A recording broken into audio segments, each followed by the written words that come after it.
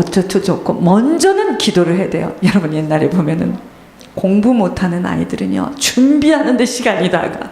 진짜 시작하면 졸아요. 조금만 자고 이제 해야지. 안 합니다. 공부 잘하는 애들 보세요. 바쁘고 시끄러워도 한쪽에서. 여러분 신앙생활이요 이것 따지고 저것 따지고 저것 따지고 못 가요. 이 길은 주만 바라보고 막 하는 겁니다. 핑계 댈 게 없어요. 이유 댈 게 없어요. 누구 탓할 게 없어요. 왜냐? 내 눈은 나와 함께하고 내 입은 내 여기에 있지 지금 저쪽에 있지 않잖아요. 그렇죠? 어떤 환경에서도 내 마음에 주님만 딱 붙들고 있으면 상관없습니다. 우리 속에 세상적인 것을 조금씩 용납하고 있을 때부터 신앙은 잃어버려질 수밖에 없는 타협으로 들어갑니다. 그래서 우리는요 철저하게 내 안의 우상을 뽑아야 돼요. 내 안의 우상과의 이별의 고통을 시작해야 돼. 그 우상을 여러분 이 우상을 자른다는 게 쉬운 줄 아세요? 아이고 죽을 것만 같죠. 근데 그거 뽑혀야 됩니다. 그거 뽑히고 그것과의 이별의 고통을 겪지 않으면 하나님으로 못 채워져요. 사랑의 베들게 성도들은 그 누구도 2017년도에는 우상을 자르고 하나님 앞으로 나아가야 합니다. 그 우상이 뭐야? 사단이 세상. 이 우상이 바로 세상입니다. 이 우상이 바로 세상인데 이 세상이 바로 사단이 쓰는 재료입니다. 아시겠습니까? 내가 그것 없으면 그럼 우상이 뭐야? 세상이라는데 나 그것 없으면 어찌할 바를 모르고 그것 또한 나를 원하고 있는 사단의 유혹거리 이것이 우상입니다. 나는 그것 없으면 어찌할 바를 몰라요. 죽을 것만 같아. 그것도 또한 나를 원하고 있어요. 이것이 곧 사단의 유혹거리입니다. 자식일 수도 있고요. 남편일 수도 있고요. 부인일 수도 있는 그 우상이 바로 세상 풍속에서는 없어서는 아니 되는 재료이기에 여러분 2017년도가 2016년도하고 어떻게 뭐가 바뀌었습니까? 똑같은 시간의 연속인데요. 우리가 맨날 그러죠. 2017년, 2016년도부터는 잘해야지. 그렇게 하고 우리가 왔거든요. 비상한 각오를 하고 시작했습니다. 어찌 됐습니까? 2017년 왔어요. 잘해야지. 내가 이때부터는 이제 잘해야 되겠다. 그 맘만 가지고 하면 좋은데 이게 3월 가고 5월 가면요 이게 또 그냥 그래. 여러분 보세요. 2017년도에요. 우리가 아무리 두 주먹을 불끈 쥐고 있어도 이 우상을 붙들고 있는 만큼은 사단의 많은 공격을 받게 될 것입니다. 똑같아 2016년도. 문제는 내 안에 있는 우상이 뽑혀야 돼요. 이 우상과의 무서운 이별의 고통을 치러야 됩니다. 이거 못 치르는 만큼은요 너무 고통스러워요. 또한 하나님 없이도 살 수 있다라는 내 형편 따라 살겠다는 교만의 독버섯이 언제 피어올랐는지도 모르게 올라와 있음이 그래서 자기 자신의 울타리를 못 벗어나요. 그렇기 때문에 밝게 비치는 하나님의 빛을 볼 수가 없어 잘못된 길을 선택하게 되는 거예요. 자신도 모르게. 그럼 어떻게 될까요? 진노를 맞이하게 됩니다. 그건 그냥 법칙이에요. 이거는. 그래서 교만이 패망의 선봉이에요. 교만이 뭔지 아세요? 내 뜻대로 가는 거예요. 내 생각대로 하는 거예요. 내 의견대로 하는 겁니다. 우리의 신앙은요 자아가 완전히 깨어지고 그 자리에 주님께서 새 주인으로 계실 때 빛을 발할 수 있는데 자기가 자기의 주인이 되어서 그 자리를, 이 속에 있는 자기를 어느 누구도 침범하지 못하도록 두꺼운 울타리를 쌓아놓기에 눈이 어두워서 진리에서 떠나게 되는 것입니다. 욥기 14장 2절에 인생은 쇠하여지는 꽃이라 그랬습니다.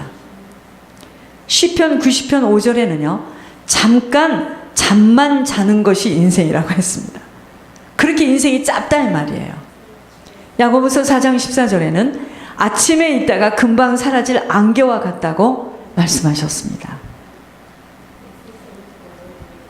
여러분, 우리 인생은요, 반드시 운명이라는 곳에 갇혀 있는 사람들이에요. 무슨 말이냐면 육신의 장막을 떠나는 시간이 있어요. 한계가 있다 이 말입니다. 자기의 운명도 어떻게 할 수 없는 존재를 내가 오래 살고 싶은데 나는 부를 때 가야 돼요.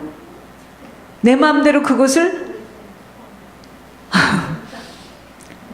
내 마음대로 나 1년만 더 살았으면 좋겠다. 그게 안 되는 거예요. 저기에서 올라와 하면 가야 됩니다.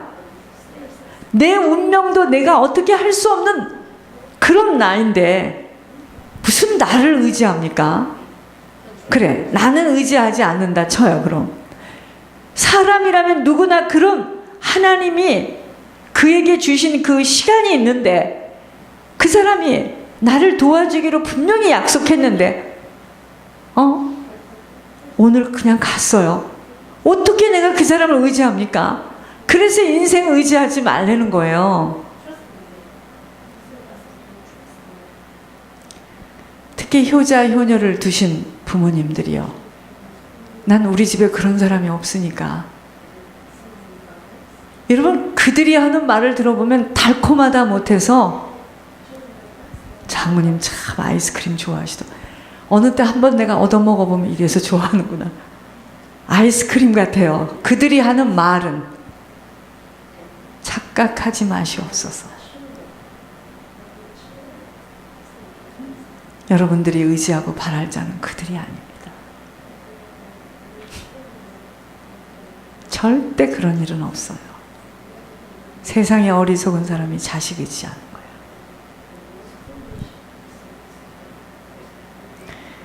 소경이 소경을 의지해서 길을 걷는 것이나 다를 바 없습니다. 인생을 의지하는 거예요. 여러분, 남유다가 바벨론 제국의 침략으로 위기에 처했습니다.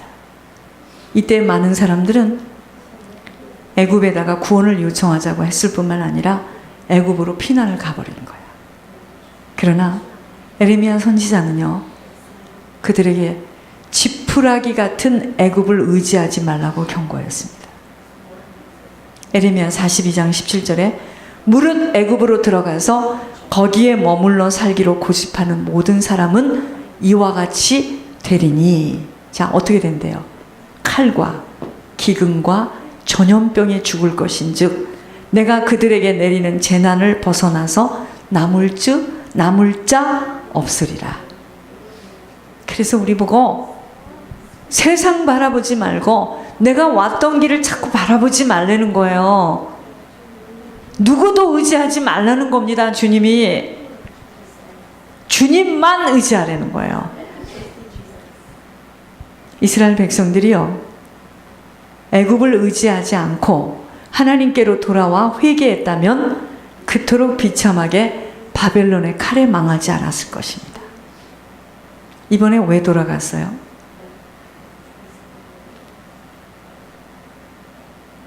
왜 돌아갔죠? 이거예요, 바로. 지푸라기 같은 애굽을 의지하지 말라고 했는데, 이스라엘의 역사는 지금 우리들에게도 거울과도 같은 것입니다. 거울을 쳐다보면서, 여러분, 저 같은 경우는 거울을 잘 안 봐요. 머리도 잘 안 빗어. 그러니까 보세요. 거울을 쳐다보면서 자기 얼굴에 묻은 때를 씻지 않을 사람은 없을 것입니다. 하나님의 빛에 걸을 수 있는 자격이 있는 자는 어떤 자냐면요, 하나님의 빛에 걸을 수 있는 자격이 있는 자는 어떤 인생도 의지하지 않고 하나님만 의지하는 자예요. 하나님은요, 무언가를 의지하는 그 시간에는 하나님 가만히 계십니다. 놔둬요. 그래서 아무것도 의지하지 않을 수 있다는 게 그것이 축복이에요. 우리는 그런 게 부럽잖아. 그죠? 천만에요. 아무것도 의지할 수 없는 그 자는 하나님의 인도하심을 따라 하나님이 하시는 말씀을 들으며 빛 가운데 걸어갑니다. 우리들의 영혼을 부패하게 만들어 영안을 어둡게 만들며 하나님을 의지하기보다는 인생을 더 의지하게 했던 우상숭배와 교만을 완전히 벗어 던져버리지 못하는 만큼은 2017년도 새해도 다를 바 없이 갈등하다가 아무것도 아버지께 받지 못하고 끝날 수밖에 없기에 우리들의 삶 속에 침투해 들어와 있는 세상적인 모든 요소를 제거하여 우리 안에 이 중심 속에 주인 들어와 있는 것들이 있어요. 그게 아들일 수도 있고요. 그게 딸일 수도 있고요. 그게 손자일 수도 있고요. 손녀일 수도 있고요. 형제일 수도 있고요. 이게 부모일 수도 있고요. 그걸 몰아내야 됩니다. 그리고 주님만 중심에 모셔야 돼요. 여러분, 그러면 어떻게 되는 줄 아세요? 새털같이 가벼워요. 가볍습니다. 아무것도 걸릴 게 없어요. 가볍습니다. 진짜. 이렇게 살기 위해서는요, 그 어떤 환경이 아닌 오직 주님만을 의지하며 살아야 합니다. 이렇게 될 때 하나님이 우리를 인도하세요. 그리고 보호하십니다. 그때부터 우리는 하나님의 빛에 행할 수 있으며 하나님의 능력을 끊임없이 체험하게 될 것입니다. 여러분, 2017년도에는 항상 언제나 하나님께로 나아가야 돼요. 성경의 이스라엘 백성들이 하나님을 떠남으로써 누구하고 짝했어요? 이방인하고 짝한 거죠. 짝하면 어떻게 되죠? 그들의 풍습을 따라 사는 거예요. 여러분, 그러니까 우리가 부부가 살면서요, 이렇습니다. 처음에 만나서 이렇게 살면서요, 분명히 한 사람은 그 한 사람의 영향을 받게 돼 있어요. 예를 들어 제가 돌을 닦는 스님이었다. 스님도 결혼하는 사람도 있잖아요. 딱딱딱딱 나무아비 다물 관세음. 내가 세게 믿죠? 그럼 내 옆에 사람이요, 불도가 됩니다. 불도가 돼요. 그거 아세요? 부부는 반드시 한 사람이 한 사람의 영향을 주게 돼 있어요. 그럼 나중에 살다 보면요, 둘이 똑같아집니다. 그렇게 안 하고는 살 수가 없게 돼 있어. 그렇게 안 하려고 하니까 그 가정에 무슨 일이 벌어졌느냐? 38선이 그어진 거예요.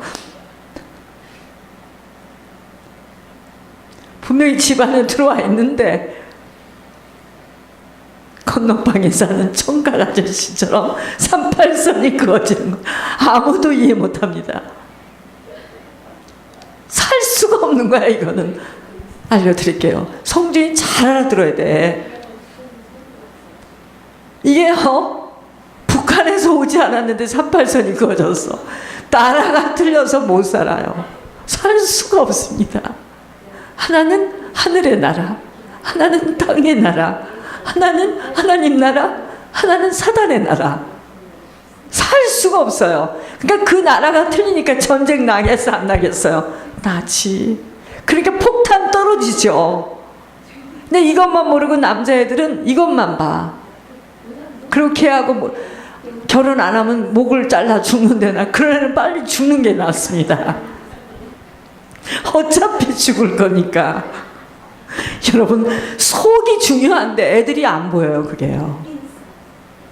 지가 이제 살다 나중에 알죠. 터득해. 여러분, 반드시 이거는요, 사람이 둘이 사는 게 아니야.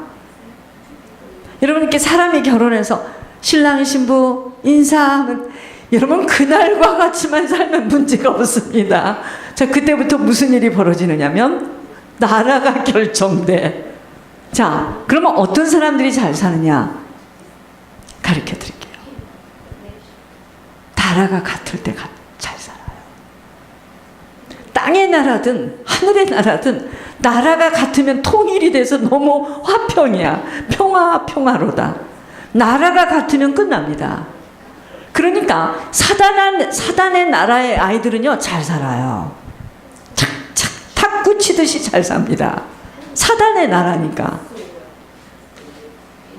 이제 이해가 갑니까? 웃으라고 하는 이야기가 아니에요. 그래서 하나님의 사명자들, 하나님의 주의 종들, 선지자들이 어디서 나오겠습니까? 하늘의 나라에서, 그런 가정에서 나온 아이들이 그런 애들이 되지 않겠어요? 그죠?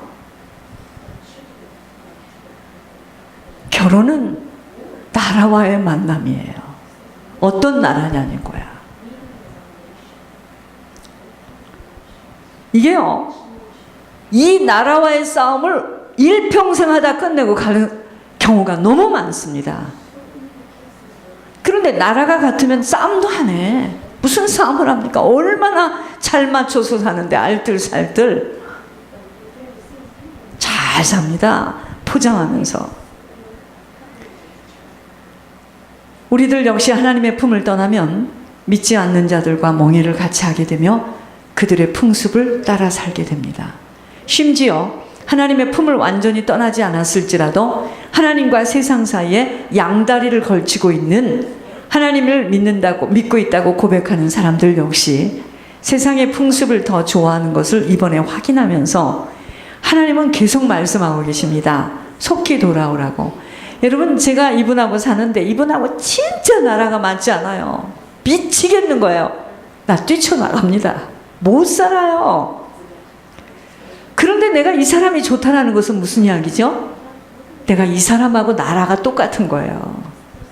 그러니까 나와 있어 보니까 이 사람이 보고 싶어. 그냥 옥순이가 보고 싶어. 내가 못 견디겠는 거예요. 내가 나라가 똑같은 겁니다. 아셔야 됩니다. 사람이 나쁘고 좋은 게 아니에요. 나라가 똑같은 거예요. 우리가 지금 눈만 감으면 옥순이 생각이 나고, 걸어가도 옥순이, 나 가야지. 막 불이 나는 거예요, 이 속에서. 그러니까 불이 나니까 입으로 튀쳐나오는 거예요. 입으로 튀쳐나오니까 아까 묵도에서 나온 말씀처럼 네 입의 말대로 끌고 간대잖아요. 여러분, 입술의 고백이 얼마나 무서운 줄 아십니까? 내가 지금 다른 사람을 판단하는 이야기가 아니에요. 우리에게는 입의 권세를 주셨습니다. 내 입의 말대로 되는 거예요. 내 말은 어떻게 나옵니까? 내 속에 있는 게 나오잖아요. 보고 듣는 대로. 옥순이가 꿈에 나타나는데 어떻게? 무슨 말을 해도 못 알아들어요. 여기에 앉아 있어도 말씀이 안 들려요. 옥순이 때문에. 나라가 똑같았습니다. 그러니까 끌려가는 거예요. 우리입니다. 참으로 하나님을 만났다고 한다면 하나님의 교훈을 받음으로 하나님의 뜻을 알고 행할 줄 압니다. 성도는요, 하나님의 교훈을 받으면 받을수록 성숙한 신앙을 유지하게 되기에 하나님의 교훈을 받는 일에 어떠한 어려운 환경의 조건이라도 감수해야 하는 것입니다. 살리는 것은 영이에요. 하나님의 말씀을 통해서 교훈을 받는 것보다 더 중요한 일은 없어요. 이 교훈은 단순한 깨달음이 아니라 실제의 삶 속에서 실천할 수 있는 원동력을 줄 수 있기 때문입니다. 하나님의 말씀에서 교훈을 자꾸 듣게 되면은요, 이것을 실천할 수 있는 힘이 생기는데 어떻게 생겨요? 실천하는 만큼 계속 힘이 생겨요. 시편 94편 12절에 여호와여, 주로부터 징벌을 받으며 주의 법으로 교훈하심을 받는 자가 복이 있나니. 마귀의 특성은 뭐냐면요, 불안합니다. 마귀의 특성은 불안해요. 그리고 불안을 조성하는 것이지만 하나님은요, 평화의 주인입니다. 여러분, 우리가 하나님의 말씀을 듣고 그 말씀을 통해서 교훈하는 대로 실천하는 만큼 이상해, 편안해. 하나님께 내놓으면서 편안해요. 왜 그런 줄 아세요? 그 말씀의 교훈에 순종하니까. 그런데 안 내놓는데 불안해. 왠지 아세요? 마귀가 그 생각을 잡고 있기 때문이야. 슬프다. 내가 나의 명령을 듣지 아니하였도다. 만일 들었다면 내 평강이 강과 같았겠고 내 의가 바다 물결 같았을 것이라고 말씀하십니다. 이사야 48장 18절입니다. 우리의 개인과 교회와 우리 가정이 하나님을 모시면 분쟁이 없어집니다. 그래서 하나님께 나아가는 자만이 참 평안을 누릴 수 있게 됩니다. 환경하고 관계없이 평안해요. 하나님을 떠나 있을 때는 결코 경험하지 못했던 평안과 평안은 아버지께 나아갈 때 맛보게 되는 것입니다. 여러분, 하나님을 떠나 있으면요, 여러분, 하나님 떠나 있다는 게 뭔지 아세요? 말씀대로 순종하지 못하는 자리에 서 있을 때는 절대로 평안하지 않아요. 아버지께 나아갈 때, 아버지께 순종할 때 평안을 주세요. 평안을 주십니다. 세상과 짝하여 죽어있는 만큼, 여러분, 왜 우리가 아버지께 나아가면 그렇게 마음이 막 평안하고 좋죠? 왜 아버지께서 하시는 말씀대로 순종하면 적은 것이라도 실천하면 그렇게 기쁘죠? 내가 세상과 짝해서 죽어있는데 그 죽어있다라는 것은 그의 사망 가운데 있는 겁니다. 거기서 내가 아버지께 자복하고 회개하고 아버지께 순종하며 가겠다고 한 걸음 발을 떼는데 생명을 주는 거예요. 그때 내가 아버지께 나아가는 것만큼 아버지가 나에게 생명을 주시니까